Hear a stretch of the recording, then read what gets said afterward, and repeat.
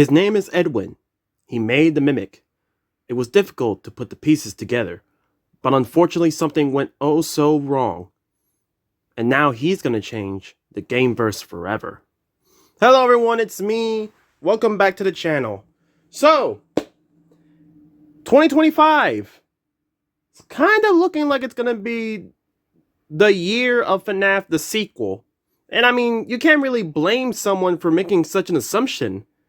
With so many new FNAF books coming out, like so many FNAF books that it rivals the amount of Freddy variants in the FNAF series, the fact that we got ourselves the teaser for FNAF 2, the sequel, it kind of feels like that FNAF fans are about to be having a good harvest this year. But I feel like I'm missing out something. Alright, how can I forget? Secrets of the Mimic coming out very soon, in about 2 months actually. So I figured, why not? With all the hype about the Mimic and Jackie, I feel like a lot of people have been neglecting one character in particular. One character that I believe is going to change the gameverse forever. Now, I'm not going to lie to you guys. I've been meaning to make this video for 2 reasons. One, because this video is most likely going to be the kickstart of so many FNAF related content coming to the channel, because with all the talks of the new FNAF books and the new, and with the FNAF movie coming up, and Secrets of the Mimic coming out very soon, suffice it to say, there are a lot of FNAF content related stuff that I can talk about. But it's also very important to say because, I feel like no one talks about Edwin Murray when we know for a fact that he's important for this whole Mimic saga that we're about to be partaking.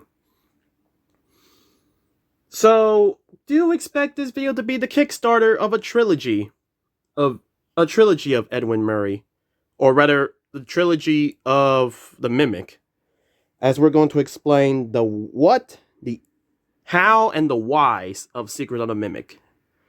And, maybe down the line we'll probably predict some stuff. Well, unintentionally predict some stuff. But anyways, it's time that we're going to give some insight about who the man who made the Mimic is. Sit back, relax, and let's get on the video. Oh, and in case you guys don't know, this will have heavily spoilers for the Tales from the Pizzaplex books. You have been warned. But anyways, so what can I say about Edwin Murray? Well, Edwin Murray is a character that was introduced to us during the Tales from the Pizzaplex stories. Basically, people love Fazbear Frights, so they figured, hey, let's do that again. Of course, they were introducing us to his magnum opus, or I guess not really magnum opus, but more like his most effective creation, the Mimic. But how do we get to that point? Well, let's go back a bit. Edwin's fascination for machines began when he was around the age of 4, when he began to take a part of her mother's small appliances to see how they work. By the time he was 8, he knew he wanted to build useful machines that could change people's lives. Edwin believed in atomic life's most mundane task and was sure he could create robots to replace most housework chores. Sometimes around his senior year of high school, Edwin met a woman named Fiona, and the two married as soon as they graduated. In the early 70s, Edwin started his company called Murray Co. He received his first planted a robotic vacuum cleaner. They sold well enough to make a good life for Edwin and Fiona, who would acquire an abandoned glass factory to house Edwin's new business and an old Queen Anne mansion. They had planned to restore the mansion to its original grandeur, with Fiona planning to use the last still within the factory. However, Fiona would unfortunately succumb and passed away upon giving birth to David, their son, shortly after. So, yeah. The robotic vacuum cleaners didn't have the longevity customers expected, and complaints began to roll in. Edwin, however, was unable to focus on working on the fix or even replace the vacuum due to David's constant need for attention. Edwin would spend the next several weeks functioning off an hour or two of sleep as sales began to fall off. After Fiona's passing, Edwin chose to live out in his factory, unable to manage a house and his business property at the same time. Using his knowledge as both an engineer and an architect, Edwin converted some of the factory's offices into small apartments with a compact sitting area, a tiny gallery kitchen, and one bedroom, and a bathroom, with an all-cough-up tube. So essentially, because Edwin Murray couldn't provide for a house and a factory at the same time, he decided to live out in his factory. And to say that he is very resourceful, he is very resourceful. Edwin and David would continue to live in the factory. Edwin would continue to make adjustments and changes for David's sake. He created a wooden white tiger bed, which mimics David's favorite toy, a plush tiger named, well, funnily enough, Tiger. Edwin also found a second-hand slide and bolts into one wall in the secondary stairs between the first and second floor. Placing mattresses at the bottom without a proper yard to play in, Edwin and David play catch in a vacant gravel lot, and Edwin teaches David the makes and models of cars that travel on the 4-lane hallway the factory is located next to. They also visit a nearby ice cream parlor. While Edwin knows a 5,000 square foot factory isn't the safest place for a kid, David hasn't defied Edwin's orders to stay away from the abandoned machinery. Although he knows that David had become the game, Edwin did knows that his son would become more adventurous. The complexity of the machines rang thousands of hours of work, as well as expensive parts and tools. Raising David on his own had left Edwin in a state where these long hours weren't easy to address. And when his finances running so dry, he had no choice but to sell his company to Fazbear Entertainment.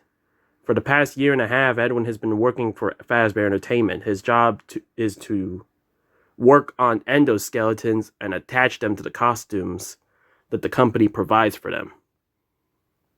Little did Edwin know that this decision was going to affect a lot of people.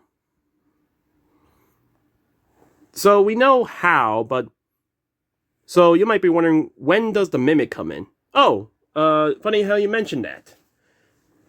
Early March. 24-year-old Edwin is now on his 18th animatronic character, a bright yellow chick. And let's be honest, I'm pretty sure you know who that bright yellow chick is. 4-year-old David interrupts, he gets hyper, accidentally damages the animatronic's head, making Edwin frustrated. As Edwin picks up his son to give him a nap, he realizes that his fast growth might be an issue in the future, and ponders crafting a robot to help take care of him. Edwin's idea grows further once he reaches David's bed, remembering how it mimics his toys. Remember the tiger toy. Over the next 3 weeks, Edwin creates a robot in his computer from leftover parts from the factory and his abandoned projects. He used a combination of Pascals and stuff to create a thinking mind that learns by mimicking what it observes. When asked what its name is, Edwin decides to call it Mimic, after the name of its program, Mimic 1. Once turned on, it begins to mimic David's actions. David is quick to learn how it functions and begins to play with it. Over the next few weeks, Edwin feels energized, ready to work. Nothing seems to go wrong. David was teaching the mimic while Edwin was working. And Edwin continues to tinker with Mimic so it can move faster and better for David, and even consider using the Mimic 1 program to help restart his company. So, a lot of things were going up, like the Mimic and David were playing together. Edwin is able to, focus on himself. So, life was going good. In fact, David and the Mimic created their own makeshift plush out of lace and string, while Edwin was making a pirate fox. And I'm pretty sure you know who that pirate fox is. For the next 2 weeks, sorry.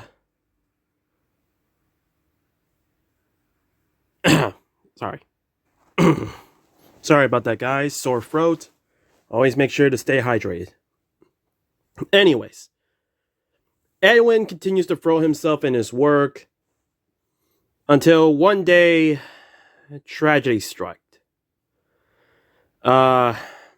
David ran outside to play, and Edwin realizes too late that his son was missing. And well, David was a victim to Truck Coon, is all I'm about to say. For the next 2 weeks, Edwin disappears into refuge. In his time, he lives through having to bury his only son, had to wrestle Tiger away from Mimic, and works. Heck, he was out of it, man. He was out of it. He kept working on the Blue Bunny endoskeleton. And, well, the Mimic continued to copy David, even though David's long gone. And Edwin didn't like that so much, though, so he gave the Mimic the Arkham Origins combo. And with that, Edwin Murray was gone. He was gone. He disappeared. By December, in the book universe, his property was reverted back to Fazbear Entertainment due to the breach in contract. Which most likely means that we're most likely going to be following the events of that in Secrets of the Mimic. Now, obviously, Edwin's story doesn't end here, but I really don't want to spoil the rest, because I really do feel like that the next chapters, I feel like that storyline is probably going to be adapted soon. And if you guys don't know what I'm talking about, well, I guess you're just gonna have to subscribe and wait for that video to pop up. But yeah. Edwin, to be honest, like that's the Mimic's whole story. That's the Mimic storyline. Well, the Mimic's origin as well as Edwin Murray. And I kind of wanted to bring some light to Edwin Murray's origin, because I feel like people have been talking a lot about Jackie and the Mimic, that I'm pretty sure I don't see anyone else talking about Edwin Murray when his name was literally told in this trailer. But yeah, I mean, if you guys... So I figured, my gift to you, the origins of Edwin Murray and the Mimic. I feel like that's going to be the title. But yeah, guys, that's going to be the video. And again, do expect more videos to pop up with FNAF related. And, part 2 of this video should be coming out maybe this week. Maybe this week. Maybe next week. Who knows? I mean, like, literally, like, who knows? Even I don't know. There's so many FNAF stuff that I can't really prioritize which one goes first and which one goes the next. So, yeah, that's something. But again, I really appreciate all your, I really do appreciate the support and love you give me to this channel. It really does make me happy that you guys continue to watch these videos. And, I hope to continue giving you guys more entertaining videos, for you guys to watch. I'm mixing up my voice right now. My throat is becoming very sore. So I'm just going to stop talking. So I'll see you guys next time. I'll catch you guys later.